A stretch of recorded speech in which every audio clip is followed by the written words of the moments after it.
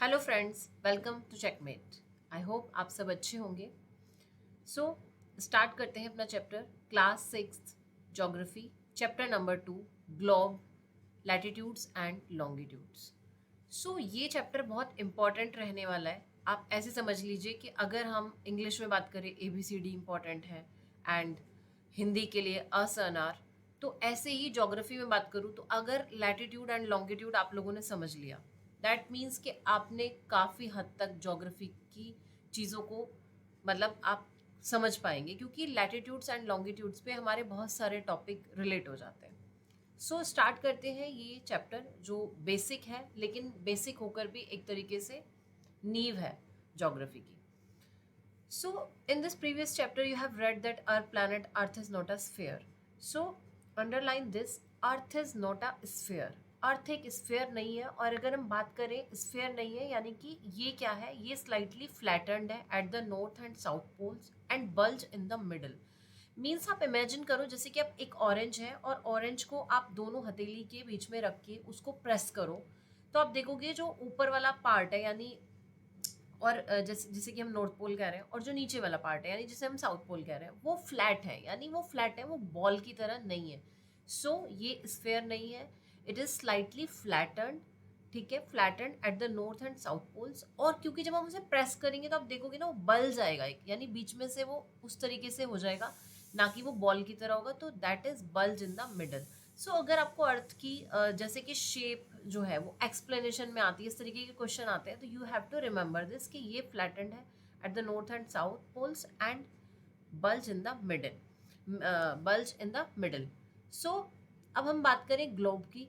Globe क्या है, एक तरीके से मिनिएचर है, यानी उसी की कॉपी है या रेप्लिका है। किसका? अर्थ का। क्योंकि अगर आप ग्लोब को उठा के देखोगे तो आप देखोगे कि ग्लोब भी बिल्कुल वैसे ही होता है, वो बॉल की तरह नहीं होता। वो नॉर्थ और साउथ में कहें, जो नॉर्थ साउथ पोल है वहाँ से फ्लैट होता है और बीच में उसके बल्ज होता है। ठीक है, इसलिए हम इसे ट्रू मिनिएचर, मॉडल, रेप्लिका कुछ भी कह सकते हैं अर्थ का। इसके डिफरेंट डिफरेंट साइज होते हैं, हमारे पास बड़े ग्लोब भी होते हैं, छोटे ग्लोब भी होते हैं, पॉकेट्स ग्लोब भी हैं जिन्हें हम इजीली कैरी कर सकते हैं। ठीक है, सो ग्लोब आपने देखा होगा फिक्स नहीं होता। आप सब में से जिसके भी पास ग्लोब है आप देख सकते हो कि जैसे वो फिक्स नहीं होता, और हम उसे घुमा सकते हैं, रोटेट कर सकते हैं, रोटेट कर सकते हैं। और अगर आप एक one of the main thing is जो इम्पॉर्टेंट है, जो कि आप अंडरलाइन करो, on the globe countries, continents and oceans are shown in their correct size. Actually चीज़ें छोटी छोटी हैं, अभी पढ़ते समय हमें लगेगा ओके ये तो हमें मालूम ही है, बट क्या होता है ना, जब ये कॉम्पिटिटिव एग्जाम्स में इस तरीके से क्वेश्चंस फॉर्म में आते हैं ना, तो कहीं ना कहीं हम थोड़ा सा कंफ्यूज हो जाते हैं कि अच्छा यहाँ पे रेशो तो नहीं लिखी है कि उस रेशो में होता है। सो ये लाइंस है ना, इन लाइंस को एक तरीके से पकड़ लीजिए, क्योंकि आजकल जो ट्रेंड चल रहा है कॉम्पिटिटिव एग्जाम्स में, तो हम देखें कि वो बिल्कुल ये है कि एज इट इज एनसीईआरटी से लाइंस उठा ली जाती है। तो आप देखोगे on the globe countries, continents and oceans are shown in their correct size. So correct size मतलब आप देखोगे अगर एशिया जो है, हम देखें कॉन्टिनेंट वाइज वो सबसे बड़ा है, तो अगर हम देखेंगे ग्लोब उठा के तो वहां पर भी एशिया ही सबसे बड़ा होगा। ऐसा नहीं है कि ग्लोब पे दिखा रखा है कि अफ्रीका बड़ा है, इट मीन्स वो उनके करेक्ट साइज में होते हैं। Clear that? It is difficult to describe the location of a point on a sphere like the earth. अब अगर हम सिंपल सा बात करें कि हमारे पास लाइक देखो कोई एक ऐसा फ्लैट सा मतलब एक चीज है, लाइक मैप है, अगर हम बात करें मैप है, तो मैप पे आप इजीली किसी को भी डिस्क्राइब कर सकते हो लोकेशन कि ठीक है हम ईस्ट में हैं या हम वेस्ट में हैं। लाइक हम यहाँ खड़े हैं तो हम उसको बताएंगे कि हम ईस्ट में हैं, हम वेस्ट में हैं। But that is very difficult if you are describing your location on the sphere. ठीक है, हम अर्थ पे हैं, अर्थ अगर ऐसे घुमा दिया है तो कैसे बताएंगे कि हम ईस्ट में हैं, वेस्ट में हैं। सो यहीं से क्वेश्चन अराइज होता है कि हम अर्थ पे या स्फेयर पे हैं तो अपनी पोजिशन को लोकेट कैसे करें, बताएं कैसे कि हम कहाँ पर हैं।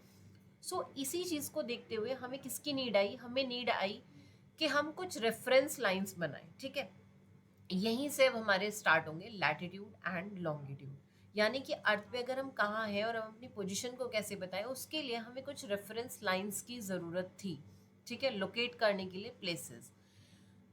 अब इसके बाद हम देखते हैं, you will notice that a needle is fixed through the globe in a tilted manner. जब भी आप देखते हो आप लोगों की टेबल्स पर या कहीं पर भी जब वो ग्लोब रखा होता है तो वो उसमें एक नीडल सी फिक्स होती है जिसके थ्रू वो बॉल जो है रोटेट, आप उसको स्पिन करा सकते हो। सो ये ही जो टिल्टेड जो नीडल है इसको हम बोलते हैं एक्सिस। ओके, इसको हम क्या बोलते हैं? एक्सिस। हम यहाँ पर देख सकते हैं, देखो जैसे ये ग्लोब है और ये जो लाइन देख रहे हो आप, ये जो थ्रू द ग्लोब ये गई हुई है, so that is axis. Okay, but remember this कि इस तरीके से रियल अर्थ में अर्थ को मतलब इस तरीके से क्रॉस करके कोई लाइन नहीं गई हुई है, ठीक है। यानी कि ये एक्सिस क्या है? ये एक्सिस एक इमेजिनरी लाइन है, क्योंकि हमारी अर्थ जो है वो क्या कर रही है? रोटेट कर रही है एक पॉइंट पर। जब वो रोटेट कर रही है तो हम ऐसे इमेजिन कर रहे हैं कि ये एक एक्सिस है। Okay, so all those lines जो भी आज हम पढ़ेंगे, चाहे वो लैटिट्यूड हो, लॉन्गिट्यूड हो, एक्सिस हो, इक्वेटर हो, ठीक है, इक्वेटर जो कि लैटिट्यूड ही है, one of the main. So ये सब क्या है? इमेजिनरी लाइंस हैं। So you have to remember this thing कि ये सारी की सारी लाइंस क्या है? इमेजिनरी है। सो जैसे हम देखते हैं, the globe can be moved around this needle from west to east just as earth moves. यानी एक चीज़ हमें ये याद रखनी है कि वेस्ट टू ईस्ट हमारी जो अर्थ है वो मूव करती है, ठीक है। वेस्ट टू ईस्ट हमारी अर्थ क्या है? यानी इधर से इधर की तरफ मूव करती है। The real earth has no such needle, जो हमने अभी बात करी कि रियल अर्थ पे ऐसा कोई नीडल नहीं है। अर्थ के लिए हम जैसे कहें कि वो अपने एक पॉइंट पे घूमती है, वही जो उसका हम एक्सिस मानते हैं और उसको हम एक इमेजिनरी लाइन है, ठीक है। Another imaginary line running on the globe divides it into two equal parts. This line is known as equator. यानी कि अब हम लैटिट्यूड्स पर आ जाते हैं।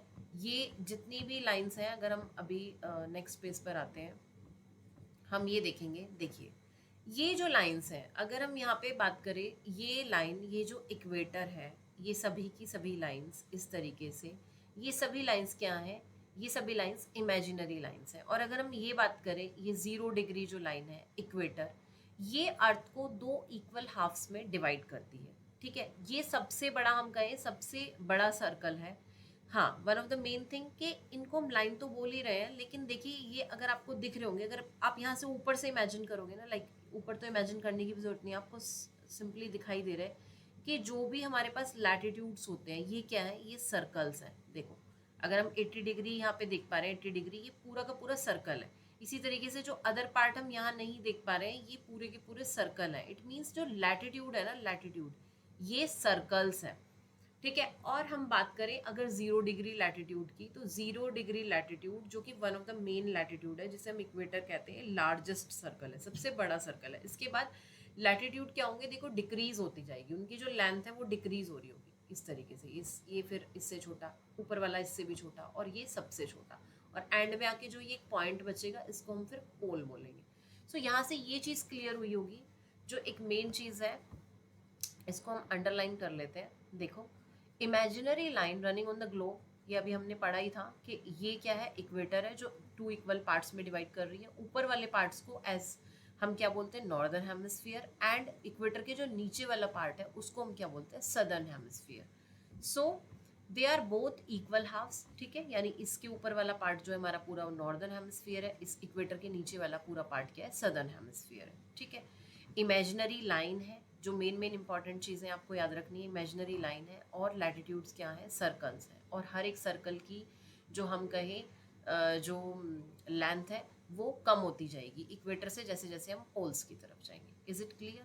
ठीक है। और आप यहाँ पे ये अंडरलाइन करो ये चीज़, the equator represent the 0 degree latitude since the distance from the equator to either of the poles is 1/4 of a circle round the earth, and it will measure 1/4 of 360 degree, that is 90 degree. Like मतलब देखो, अब अगर आप पूरे एक circle की बात करो तो आप देखोगे सर्कल 360 डिग्री का होता है। अब अगर मैं इक्वेटर से इस पॉइंट तक जाऊँ, लाइक देखो इक्वेटर से मैं इस पॉइंट तक गई, तो आप देखोगे 1/4 ही चले ना हम इस सर्कल का, क्योंकि फिर मैं इक्वेटर से ऐसे ही साउथ पोल की तरफ जाऊंगी तो फिर हम आधा चले, और फिर इसी तरीके से जो पार्ट हमें दिख नहीं पा रहा है, लाइक इससे हम वापस इधर आएंगे, है ना, उस साइड से, तो उस तरीके से हम आधा चले। यानी कि 1/4 1/4, ये 1/4, फिर इधर से 1/4, फिर ऐसे ही 1/4, और फिर इस तरीके से 1/4। तो ये क्या हो जाता है? 360 का 1/4 is 90 degree. So that's why हम देखें तो इक्वेटर से जो पोल होता है वो 90 डिग्री पर है, ठीक है। नाउ वी कम टू कि अगर हम देखें the value of each latitude is therefore followed by, अब कि इस तरीके से देखोगे कि यहाँ पर भी हम देख रहे हैं, जैसे हम मेन लैटिट्यूड्स देखें, हम यहाँ पर ये लैटिट्यूड देख रहे हैं 23.5 डिग्री, ये नॉर्थ लैटिट्यूड है, ठीक है। लेकिन यहाँ पर भी तो है 23.5 डिग्री, क्योंकि अब ये क्या है, क्योंकि ये सदर्न हेमिस्फीयर में है तो इसके साथ हम डिनोट करेंगे एस, यानी यहाँ 0 डिग्री से नीचे कोई भी लैटिट्यूड होगा, क्योंकि वो भी ऐसे ही चलने वाले हैं 1 2 3 90 तक, तो यहाँ डिनोट होगा एस क्योंकि ये सदर्न हेमिस्फीयर के लिए, और यहाँ डिनोट होगा एन क्योंकि ये नॉर्दर्न हेमिस्फीयर के लिए। क्योंकि अगर हम ऐसी बात करें, अब ये 23.5 लैटिट्यूड, तो 23.5 डिग्री जो लैटिट्यूड है वो नॉर्थ में भी है और वो साउथ में भी है।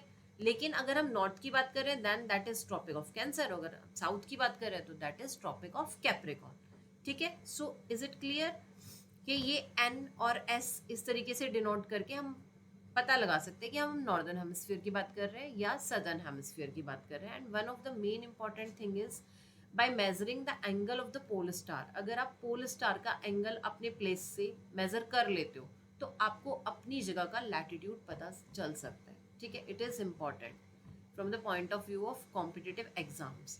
एंड एग्जाम्स के पॉइंट ऑफ व्यू से आपके लिए ये भी इम्पॉर्टेंट है कि सरकमफ्रेंस क्या है अर्थ का, और इक्वेटर पास होती है कौन कौन से 13 कंट्रीज से, क्योंकि अगर हम इक्वेटर की बात करें तो इक्वेटर 13 कंट्रीज से पास ऑन होती है। तो ये आप मेंशन कर सकते हो, यहाँ पे मैंने लिखे हुए हैं इक्वेडोर, कोलंबिया, ब्राज़ील, जो कि किसके हैं, हमारे जो हमारा क्या है साउथ अमेरिका कॉन्टिनेंट, वहाँ से, ठीक है। उसके बाद ये कुछ आइलैंड है, साओ टोमो एंड प्रिंसिप, ठीक है। इसके बाद Gabon, Republic of Congo, Uganda, Kenya, Somalia, democratic Republic of Congo, ये हमारे किसके आ गए, अफ्रीका की कंट्रीज आ गए। और उसके बाद मालदीव्स, इंडोनेशिया एंड किरीबिती, किरीबिती भी एक आइलैंड कंट्री है, ठीक है।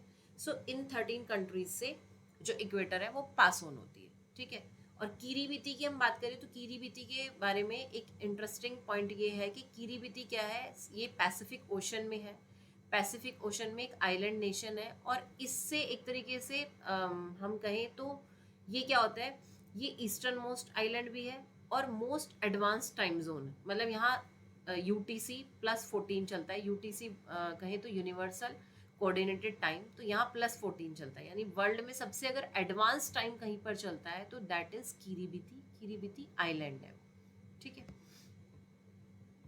सो आते हैं हम next, important parallels of latitudes.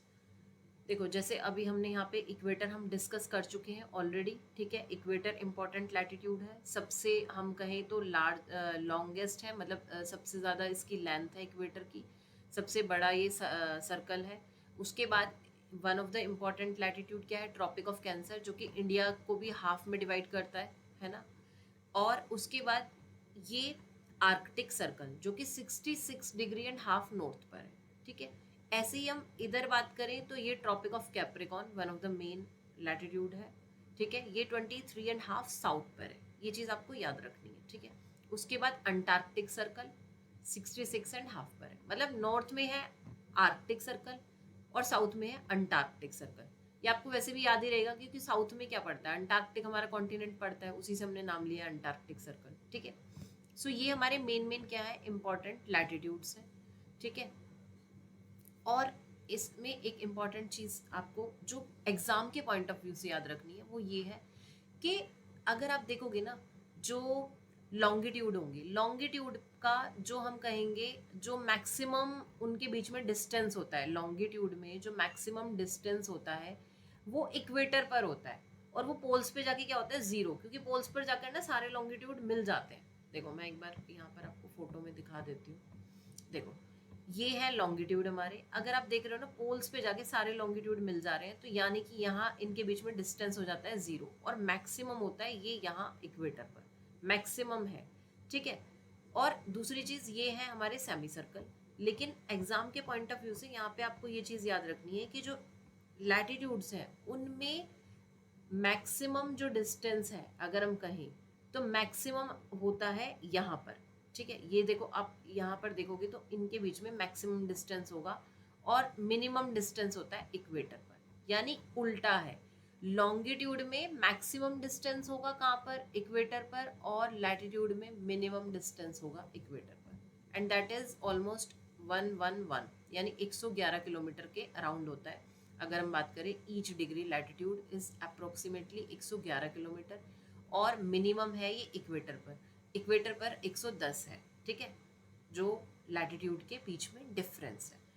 इसी तरीके से अगर हम लॉन्गिट्यूड की बात करें तो लॉन्गिट्यूड का क्या होता है, वो मैक्सिमम है कहाँ पर, इक्वेटर पर, ठीक है। अब हम आ जाते हैं हीट जोन्स पर। ये हीट जोन्स क्या है? हीट जोन्स बहुत इंपॉर्टेंट है।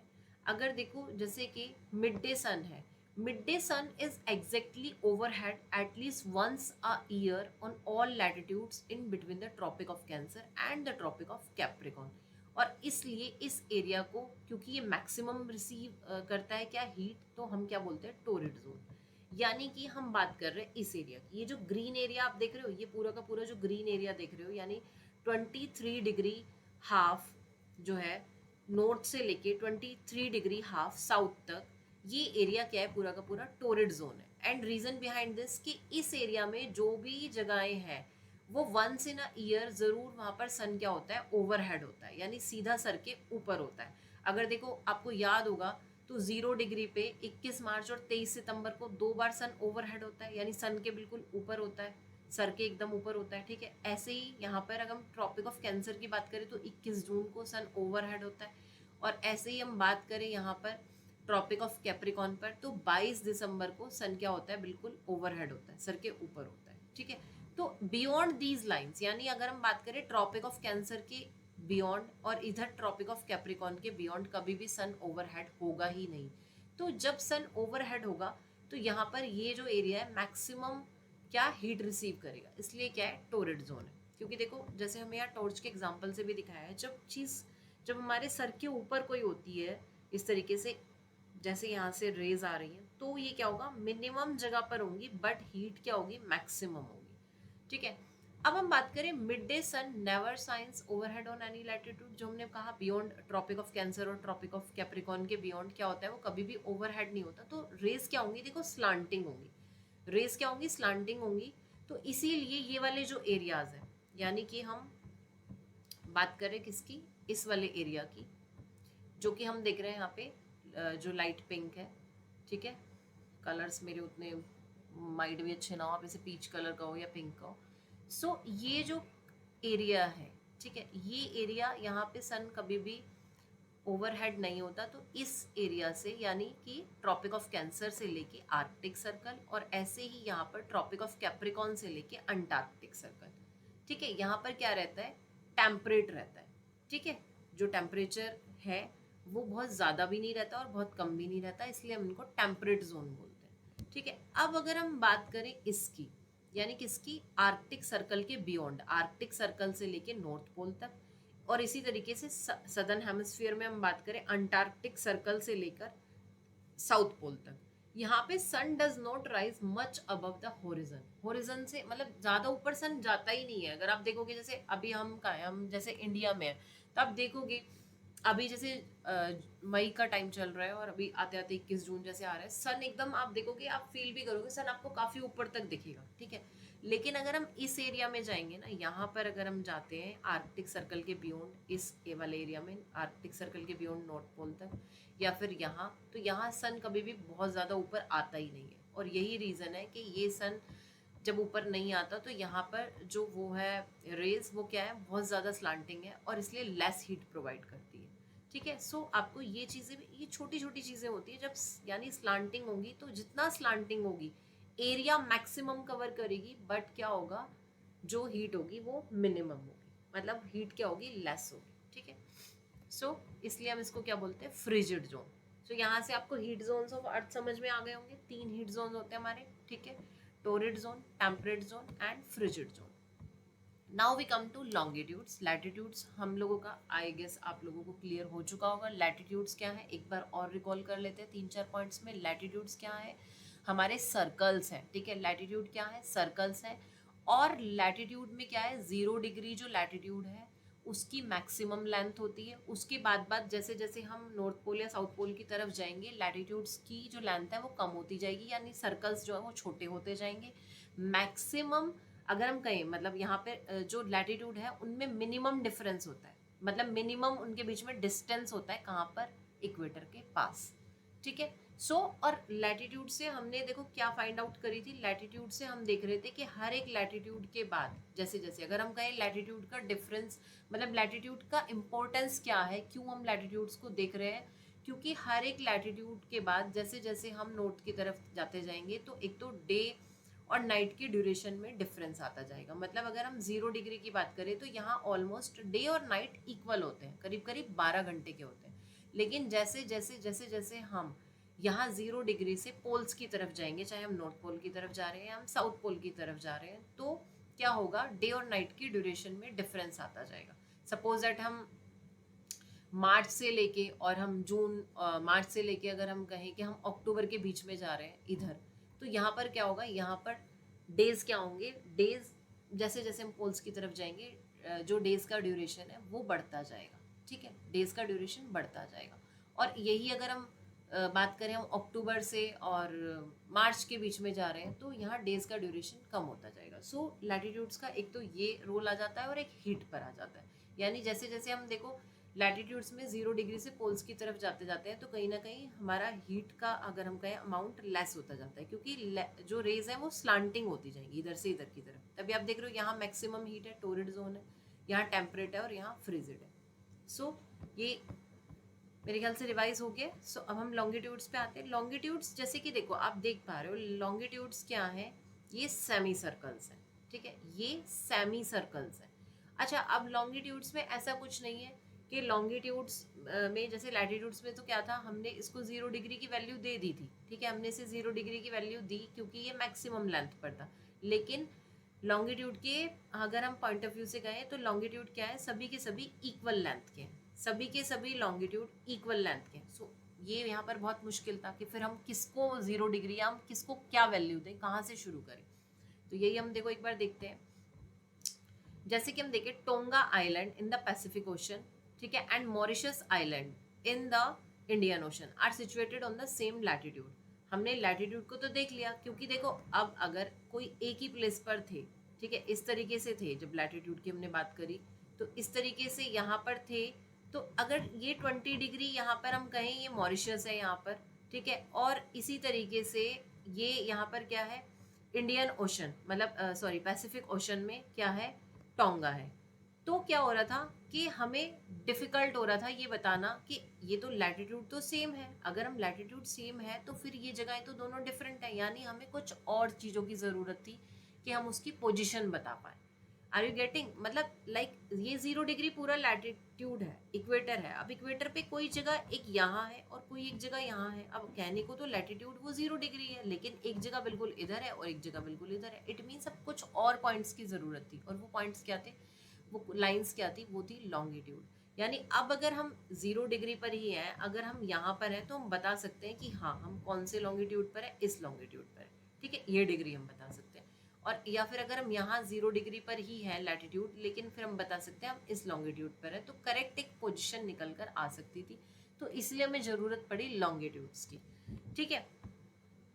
सो नॉर्थ पोल और साउथ पोल को जो सर्कल्स मिलाते हैं उनको हम क्या बोलते हैं, उनको हम बोलते हैं मेरिडियंस ऑफ लॉन्गिट्यूड। जैसे कि हम जो लैटिट्यूड्स थे हम उनको क्या बोलते हैं, पैरेलल्स ऑफ लैटिट्यूड, क्योंकि वो एक दूसरे के पैरेलल्स होते हैं, वो कभी भी आकर मिलते नहीं है। जैसे लॉन्गिट्यूड को आप देख रहे हो सब जाके मिल रहे हैं 0 डिग्री पे, वो कभी भी मिलेंगे नहीं, वो क्या होते हैं, पैरेलल्स ऑफ लैटिट्यूड। ये क्या है, मेरिडियंस ऑफ लॉन्गिट्यूड, ठीक है। सो इनके बीच में भी क्या होता है, ईच डिग्री जो लॉन्गिट्यूड है उनको हम डिग्री में डिवाइड करते हैं और फिर डिग्री को मिनट्स एंड सेकंड्स में डिवाइड करते हैं। दे आर सेमी सर्कल्स, ये हम ऑलरेडी मैं आपको बता चुकी हूँ। And distance between them decreases steadily polewards until it becomes 0, जो कि मैक्सिमम होता है इक्वेटर पे, और जब तक 0 नहीं हो जाता पोल्स पे तब तक ये जैसे कि डिक्रीज होता रहता है ना। यहाँ देखोगे यहाँ मैक्सिमम है, फिर यहाँ कम हुआ कम हुआ कम हुआ और 0 हो गया, ठीक है। ये छोटे छोटे पॉइंट्स हैं, अभी हम इनको पढ़ते हैं और हमें लगता है हमने सब पढ़ लिया है, लेकिन टिल देन आप इनको एकदम से लाइक घोट के पीने वाली चीज़ है। जब तक आप इनको दिमाग में नहीं बिठाओगे ना, एक पिक्चर नहीं बनाओगे चीज़ों को, छोटी छोटी चीज़ों को नहीं समझोगे, तो फिर एग्जाम में थोड़ी सी भी कन्फ्यूज़न क्या हो सकती है कि वो हमें नीचे ला सकती है, ठीक है। Unlike parallels of latitude all meridians are of equal length, ठीक है। ऑलरेडी मैंने जैसे आपको बताया कि मेरिडियंस क्या है, इक्वल लेंथ के, और जबकि कि पैरेलल्स ऑफ लैटिट्यूड क्या है, वो डिक्रीज होते जाते हैं, उनकी लेंथ कम होती जाती है। So it was difficult to number the meridians, बहुत मुश्किल था हमारे लिए। फिर हम मेरिडियंस के लिए कहाँ से स्टार्ट करें, क्योंकि लैटिट्यूड में तो सीधा हमने जो देखा बड़े वाला उसको 0 से स्टार्ट करा, एंड देन 0 1 2 3 इधर नॉर्दर्न हेमिस्फीयर में एन डिनोट करा, सदर्न हेमिस्फीयर में उनके साथ एस डिनोट करा। ओके, इस तरीके से, है ना। लेकिन अब यहाँ तो सब इक्वल लेंथ के हैं, तो फिर क्या हुआ, फिर ये डिसाइड हुआ, क्योंकि उस समय यूके की वैल्यू बहुत होती थी, तो ब्रिटिश रॉयल ऑब्जर्वेटरी से, जो कि ग्रीनविच एक जगह है जहाँ पर, ठीक है, तो वहाँ से जो लाइन पास ऑन हो रही थी, मतलब जो लॉन्गिट्यूड पास ऑन हो रहा था, first of all clear that, मैं बार बार बोल रही हूँ सभी इमेजिनरी लाइन है, तो हमने एक माना, ऐसा मतलब रियल में कुछ नहीं है कि ग्रीनविच पे आप जाओ और देखो कि हाँ कोई लाइन तो पास ऑन नहीं हो रही है, ऐसा कुछ नहीं होगा। तो हमने माना कि ग्रीनविच से हम जो लाइन को पास ऑन करेंगे उसको हम प्राइम मेरिडियन मान लेते हैं, मतलब उसको हम 0 डिग्री वैल्यू दे देते हैं, ठीक है, प्राइम मेरिडियन। तो उसको वैल्यू दी गई 0 डिग्री, ठीक है।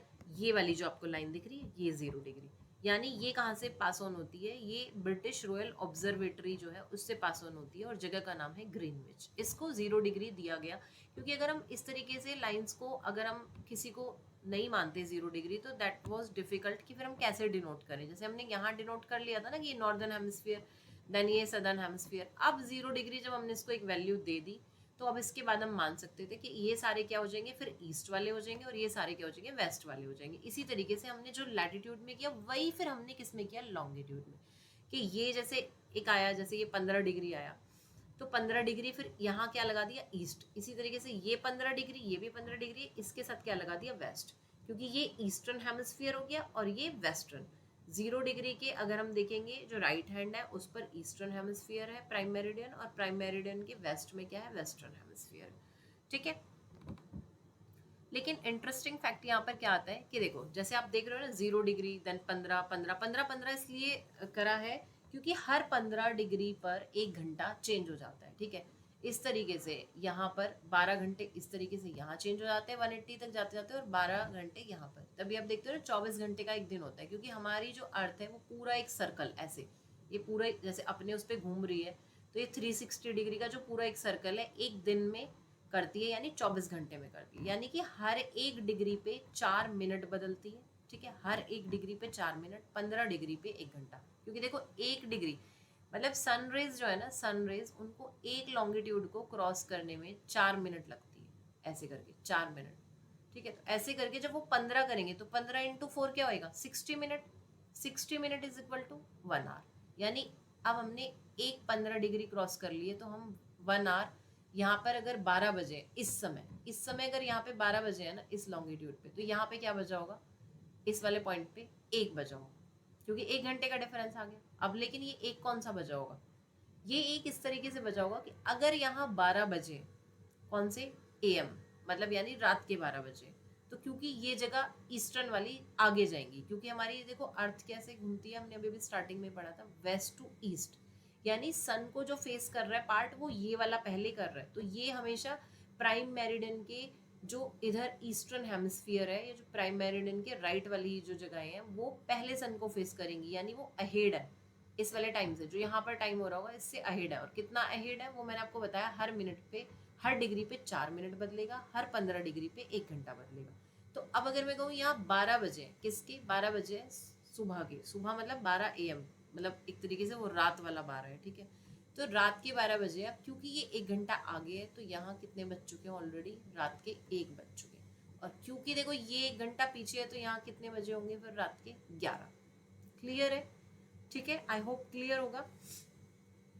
सो यहाँ पर यही चीज़ बताई है, और यहाँ पर ग्रिड को भी बताया है कि ग्रिड का क्या रोल है। यही जैसे देखो हम ये जो हमारे लॉन्गिट्यूड्स हैं, ठीक है, खड़ी हुई लाइनें हमारे लॉन्गिट्यूड्स हैं, या सेमी सर्कल्स बोल लो आप इनको, ठीक है। इसी तरीके से जो हमारी लैटिट्यूड्स हैं, लेटी हुई लाइन है, हमारे क्या है, ये सर्कल्स हैं। तो ये एक तरीके से किसी भी जगह की पोजीशन को बता रहे हैं, क्योंकि अब देखो ये हमारे लॉन्गिट्यूड हो गए, ये हमारे लैटिट्यूड हो गए। अब सपोज दैट कि मैं यहाँ पर हूँ, ये कोई प्लेस है, तो मैं इसकी पोजीशन कैसे बताऊंगी, मैं इसकी पोजीशन सबसे पहले ऐसे बताऊंगी कि मेरे को ये पता हो कि मैं कौन से लॉन्गिट्यूड पर हूँ। सपोज दैट कि हाँ मैं 1 डिग्री लॉन्गिट्यूड पर हूँ। अब वो 1 डिग्री लॉन्गिट्यूड कौन सा है, सपोज दैट हम इनको मान लेते हैं कि ये लॉन्गिट्यूड कौन से हैं, ये ईस्ट वाले हैं, ठीक है। तो अब मैं 1 डिग्री ईस्ट लॉन्गिट्यूड पर हूँ। अब इसी तरीके से 1 डिग्री ईस्ट लॉन्गिट्यूड पर हूँ, ये मेरी ये वाली यहाँ की चीज़ हो गई। अब मैं लैटिट्यूड किस पर हूँ, तो ये बी लैटिट्यूड है। अब ये बी लैटिट्यूड है लेकिन नॉर्दर्न हेमिस्फीयर में, सदर्न में। अगर हम मान लेते हैं इसको नॉर्दर्न में, तो मैं मानूंगी कि मैं बी एन पर हूँ। तो अब ये मेरी पोजीशन आ गई क्या, 1E BN, इस तरीके से करके। तो ये वाली मेरी पोजीशन हो गई इस तरीके से। तो अब हम फाइंड आउट कर सकते हैं कि ये इस तरीके से बी की पोजीशन क्या है, सी की पोजीशन क्या है, डी की। तो ये ग्रिड का रोल होता है टू लोकेट द पोजीशन, ठीक है। Now we come to this. यहाँ आपको एक बेटर अंडरस्टैंडिंग मिल जाएगी टाइम जोन्स की। जैसे कि हमने बात करी थी ना, अर्थ है एक पूरा सर्कल लगा रही है, देखो ऐसे पूरा घूम रही है ना, एक तरीके से चक्कर लगा रही है। एक इसको पॉइंट मानो, इसको एक्सिस मानो, तो एक तरीके से अर्थ ऐसे पूरा ऐसे पूरा घूम रही है और 24 घंटे में घूम रही है। तो यानी कि आप देखो ना कि अगर आप 24 है उस 360 को डिवाइड कर दो किससे, 24 से, तो हर एक आपको 15 डिग्री पे 1 घंटा चेंज हो जाएगा। यानी कि आप जैसे कि अगर अब आप यहाँ देख रहे हो कि ये जो 0 डिग्री है, ये देखो जैसे यहाँ से निकल रहा है, ये हमारी ये प्राइम मेरिडियन है, ये 0 डिग्री है जो ग्रीनविच से निकल रही है। तो इस तरीके से कैसे टाइम होता जा रहा है, ये +1, इस तरीके से +2 +3, इस तरीके से ये 12, यानी यहाँ तक ये प्लस वाले हैं। जैसे अब आप इंडिया का भी देखोगे तो आपको समझ में आएगा क्यों हमारा इंडिया 5.5 घंटे आगे है। आपको समझ में आ रहा है, यहाँ पे देखो ये 1 2 3 4 5 5.5। तो ये इसीलिए हम जो भी प्राइम यहाँ पर टाइम हो रहा होता है, जिसे हम UTC भी बोलते हैं आजकल और GMT भी बोलते हैं, Greenwich mean time and universal coordinated time. तो हम उससे अपने इंडिया के टाइम में 5.5 घंटे जोड़ देंगे तो क्या आ जाता है, इंडिया का टाइम आ जाता है। यानी सपोज दैट यहाँ UK में अगर कोई मैच दोपहर के 12 बजे शुरू हो रहा है, इट मीन्स हमें अपने इंडिया में कितने बजे टीवी चलाना पड़ेगा अगर वो दोपहर के 12 बजे शुरू हो रहा है, क्योंकि वो दोपहर के 12 बजे शुरू हो रहा है तो हमें उस टाइम में 5.5 घंटे जोड़ने पड़ेंगे, ठीक है, क्योंकि हम उनसे कितना आगे हैं, 5 hours 30 minutes आ गए, ठीक है। इसी तरीके से ये हर एक 15 डिग्री पे 1 घंटे का फर्क आ रहा है। तो इस तरीके से पूरी अर्थ को कितने टाइम जोन में बांटे, 24 टाइम जोन, 12 प्लस के जोन है और 12 इस तरीके से माइनस के जोन है। वो अलग बात है कि कुछ कुछ जैसे कि मैंने भी आपको बताया था किरीबिती है, किरीबिती +14 में चलता है। वो भी अभी हम ज़्यादा डीप जाएंगे तो अभी हो सकता है माइट भी आपको कन्फ्यूज़न हो जाए, लेकिन मैं किसी छोटी वीडियो में ज़रूर समझाने की कोशिश करूँगी कि कैसे वो +14 आया है, ठीक है। Now we come to this longitude and time, जो कि ऑलरेडी हम डिस्कस कर चुके हैं कि जैसे 360 है पूरा हमारा जो अर्थ घूम रही है, उसको हम 24 आवर्स, क्योंकि एक दिन में वो कंप्लीट करती है सर्कल, तो आप देखोगे 15 डिग्री पे 1 घंटा आ जाएगा। और ये याद रखना है 1 डिग्री क्रॉस करने में 4 मिनट लगती है, ठीक है। इस तरीके से तो हम टाइम निकाल सकते हैं, किसी भी जगह का हम टाइम निकाल सकते हैं इस तरीके से। और ये बहुत इंपॉर्टेंट है क्योंकि टाइम वाले क्वेश्चंस भी बहुत बार किसमें, कॉम्पिटिटिव एग्जाम्स में आजकल आते हैं। Now we come to why do we have standard time. अब ये स्टैंडर्ड टाइम क्या है, जैसे हमने पूरे, अगर हम बात करें पूरे, हमने वर्ल्ड के लिए एक स्टैंडर्ड टाइम किसको लिया हुआ है, Greenwich, GMT, Greenwich mean time, या UTC। इसी तरीके से हमने हर एक देश ने भी अपने स्टैंडर्ड टाइम सेट किए हुए हैं, अपने जो भी उनका हम कहें लॉन्गिट्यूडनल एक्सटेंट है उसके हिसाब से। अगर उनका लॉन्गिट्यूडनल एक्सटेंट बहुत ज़्यादा है तो माइट भी कुछ देशों ने बहुत ज़्यादा स्टैंडर्ड टाइम भी सेट किए हुए हैं, ज़रूरी नहीं है एक स्टैंडर्ड टाइम किया हो। हम अपने इंडिया के कॉन्टेक्स्ट में देखें तो हमारे इंडिया के कॉन्टेक्स्ट में हमने एक स्टैंडर्ड टाइम सेट किया हुआ है, ITC, and that is 82 degree and half east, जो कि लाइन कहाँ से पास ऑन होती है, 82 डिग्री हाफ ईस्ट, जो कि अगर मैं कहूँ तो ये यूपी से पास ऑन होती है। यूपी में एक जगह है मिर्जापुर, ठीक है, मिर्जापुर से पास ऑन होती है और इस तरीके से पूरे 5 स्टेट से पास ऑन होती है, ठीक है। जैसे हम ट्रॉपिक ऑफ कैंसर का पढ़ते हैं ना, ट्रॉपिक ऑफ कैंसर 8 स्टेट से पास ऑन होती है, दैट कम्स इन एग्जाम्स, इसलिए मेरे को भी याद आया। तो वो आप यहाँ पे लिख लेना कि वो ट्रॉपिक ऑफ कैंसर कौन से 8 स्टेट से पास ऑन होती है। इसी तरीके से ये जो है ये ITC ये 5 स्टेट से पास ऑन होती है। तो ये 5 स्टेट से पास ऑन होती है और इस क्योंकि ये मिडल ऑफ द, हम कहें मिडल ऑफ द इंडिया है, तो इसीलिए हमने इसको ITC इंडियन स्टैंडर्ड टाइम मान लिया है, ठीक है। IST हमने इसको इसलिए माना है क्योंकि हम देखें यहाँ से भी ये करीब जो डिस्टेंस है ये भी इक्वल है और यहाँ से भी इक्वल है। क्योंकि अगर हम देखें तो यहाँ, क्योंकि हमने कहा था ना ईस्ट जो है हमेशा आगे चलता है, क्योंकि हमारी अर्थ कैसे घूम रही है, वेस्ट टू ईस्ट। तो सबसे पहले सन कहाँ से आएगा, सन यहाँ पर आएगा, इस पार्ट पर आएगा। तो इस पार्ट से आते आते आते आते आते ऐसे करके अगर मैं कहूँ तो उसे यहाँ तक आने में क्योंकि हर एक डिग्री क्रॉस करने में हमने देखा था 4 मिनट लग रहे थे। तो इस तरीके से आप देखो 97 डिग्री ईस्ट ये हमारा क्या है, नॉर्थ ईस्टर्न मोस्ट हमारा लॉन्गिट्यूड है, और ये हमारा क्या है, वेस्टर्न मोस्ट लॉन्गिट्यूड है। तो करीबन 30 डिग्री का आप अंतर देखोगे, देखो 68 से 78, 88 और करीबन 98 मानो, मतलब इस तरीके से। तो 30 डिग्री का डिफरेंस है, 30 डिग्री का डिफरेंस है। 30 को 4 से मल्टीप्लाई करोगे, सीधा सीधा क्या आएगा, 120, यानी 2 घंटे का करीबन करीबन डिफरेंस आ जाता है। तो इस 2 घंटे के डिफरेंस को क्या था, अगर हम इस तरीके से 2 घंटे का डिफरेंस आता तो हमारी ट्रेन टाइम, ठीक है, प्लेन टाइम्स, इन सब में कंफ्यूजन क्रिएट होती, क्योंकि इस जगह के लिए और इस जगह के लिए 2 घंटे का डिफरेंस होता है, इसलिए इसको क्या मान लिया गया, स्टैंडर्ड टाइम। ठीक है, तो अब यहाँ इस लाइन पर जो टाइम हो रहा होता है वो पूरे देश के लिए हो रहा होता है। ठीक है, सो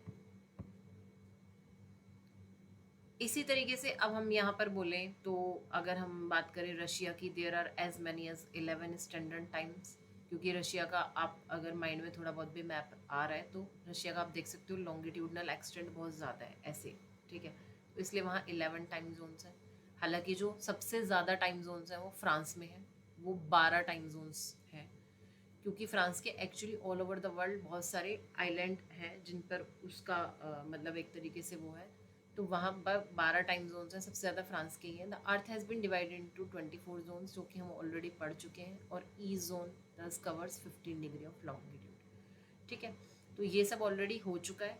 आई होप आपको चैप्टर पसंद आया होगा, एक्सप्लेनेशन पसंद आई होगी, क्योंकि मैंने बहुत रनिंग में इसलिए करवाया है क्योंकि मैं एक्सपेक्ट करती हूँ कि आप ऑलरेडी एक बार तो चैप्टर पढ़ चुके होंगे जब आप किसी भी कॉम्पिटिटिव एग्जाम्स की तैयारी कर रहे हैं। सो आई होप आपको क्लियर होगा, और इससे रिलेटेड मैंने जो क्वेश्चंस हैं टफ लेवल भी और इजी लेवल, मीडियोकर लेवल बनाए हुए हैं, तो you can watch that video. Thank you.